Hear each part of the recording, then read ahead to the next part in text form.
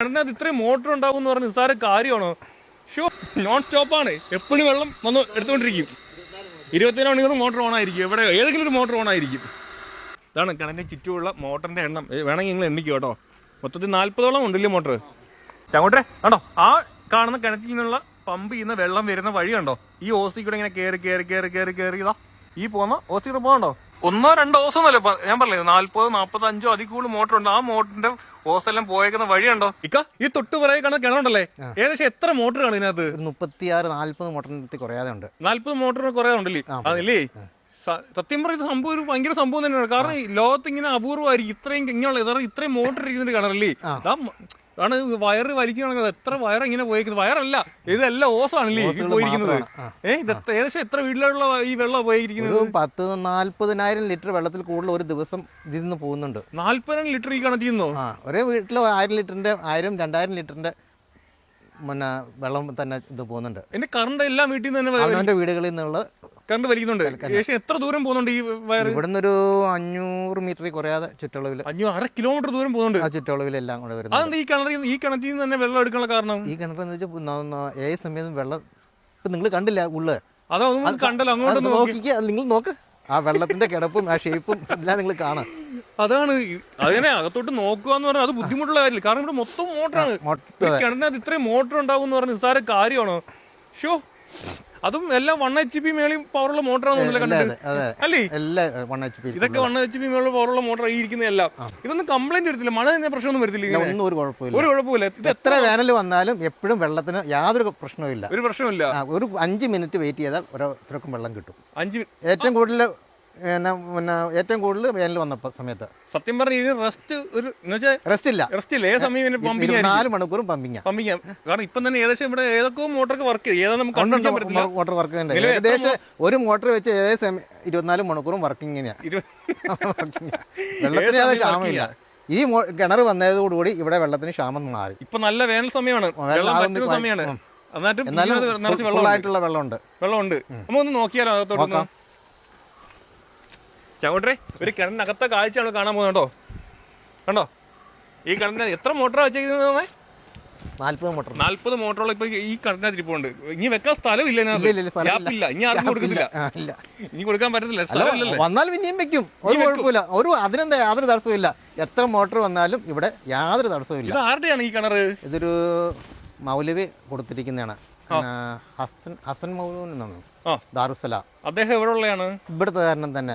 അദ്ദേഹം ഫ്രീ ആയിട്ട് 1 സെന്റ് സ്ഥലം ഫ്രീ ആയിട്ട് കൊടുത്തിരിക്കുവല്ലേ എല്ലാവർക്കും വേണ്ടി.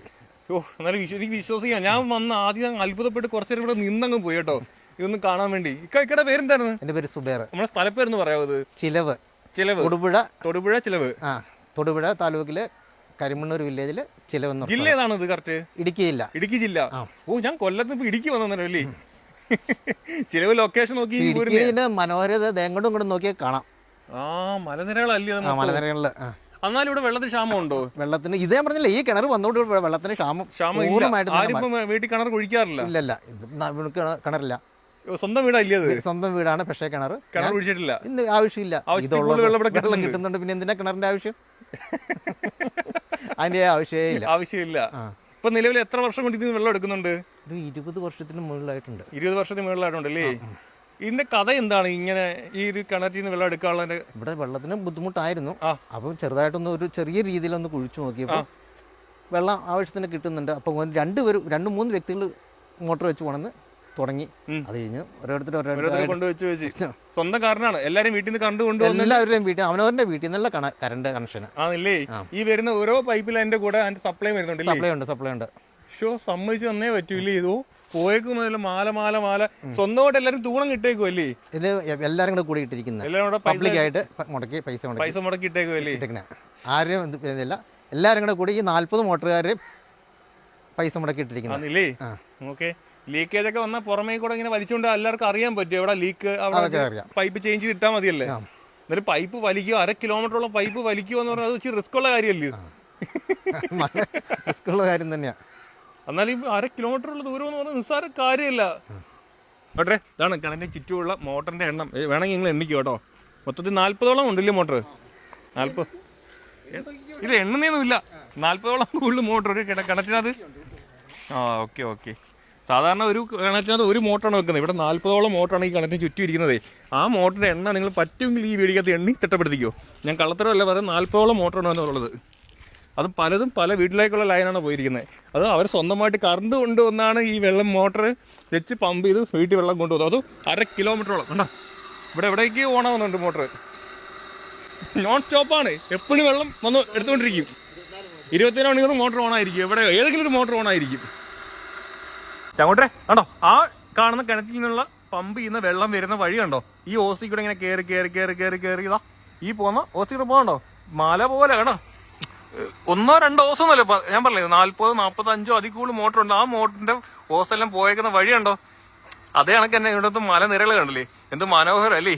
അതാണ് ഇവിടുത്തെ പ്രകൃതിയുടെ ഭംഗി കേട്ടോ. ഇവിടെ മാത്രമല്ല, ഈ കാണുന്ന ഞങ്ങൾ അങ്ങോട്ടും ഉണ്ട് കേട്ടോ. അങ്ങോട്ടെല്ലാം പോയിട്ടുണ്ട്. ചിലന്തി വല എങ്ങനെ ഇട്ടേക്കുന്നത് അതേ കണക്കാണ് അങ്ങോട്ടും ഇങ്ങോട്ടും എല്ലാം തലങ്ങിനും വിലങ്ങിനും എല്ലാം ഓസ് പോയിരിക്കുന്നത്. ഒരു പ്രത്യേകതയുള്ള ഒരു പ്രത്യേക ഞാൻ കണ്ടതിൽ വെച്ച് ഏറ്റവും ഒരു വ്യത്യസ്തമായ ഒരു ടോപ്പിക് ഒരു വീഡിയോ ആണ് ഇന്നത്തെ കേട്ടോ. നിങ്ങൾക്ക് എല്ലാവർക്കും ഇന്നത്തെ ഈ വീഡിയോ ഇഷ്ടമായ ലൈക്ക് ചെയ്യാനും ഷെയർ ചെയ്യാനും ഫോളോ ഒട്ടും മറക്കേ ചെയ്യരുത്. ഓക്കെ, അപ്പേ ഇതാ പോയേക്ക് നോക്കടാ. 1/2 കിലോമീറ്റർ എന്ന് പറഞ്ഞാൽ ഉള്ളത് കേട്ടോ. പോയേക്ക് നോക്ക്, നമ്മൾ എത്ര ദൂരെ ഓടി ഓടി വന്ന് നോക്കേ. അല്ലേ, ഇലക്ട്രിസിറ്റി ലൈൻ വലിച്ചണക്കാ പോകുന്നത്. ഇവിടെ ഇങ്ങോട്ട് ഇവിടെ എല്ലാം വന്നിരിക്കുന്നുണ്ടോ. ഇതിപ്പോ 1/2 കിലോമീറ്റർ ഒന്നും അല്ല കേട്ടോ, അതിക്കും മേലെ ഞങ്ങൾ പോയിട്ടുണ്ട്. കണ്ടോ ലൈൻ പോയേക്കുന്നുണ്ടോ. ഇല്ല, ഇലക്ട്രിസിറ്റി ലൈൻ വലിക്കുന്നണക്കാ അവര് വലിച്ചേക്കുന്നത്. വയറ് വലിച്ചേക്കുന്നത് ഒരു 1.5 ഇഞ്ചോളം കനമുള്ള ഓസാ വലിച്ചേക്കുന്നത്. അതുകൊണ്ട് അങ്ങോട്ടും പോയിട്ടുണ്ട്. ഇങ്ങോട്ടൊക്കെ ഉണ്ടോ പോയിക്കുന്നത് കണ്ടോ, അങ്ങോട്ട് പോകുന്നുണ്ടോ. ആ ഈ ഫാം വെച്ച് ഞങ്ങൾ കുറെ ഓടി വന്നു കേട്ടോ. എന്നാലും ഉണ്ട് കേട്ടോ. എന്നാലും എത്ര HP മോട്ടറാണ് വെച്ചേക്കുന്നത് ചിന്തിച്ചു നോക്കേ. ഇവിടൊക്കെ തീർന്നു കേട്ടോ, ഇങ്ങോട്ടൊക്കെ തീർന്ന്. എന്നാലും പൊളിച്ചു, സംഭവം പൊളിച്ചു. അവസാനത്തെ വീട് ഇതാ കേട്ടോ.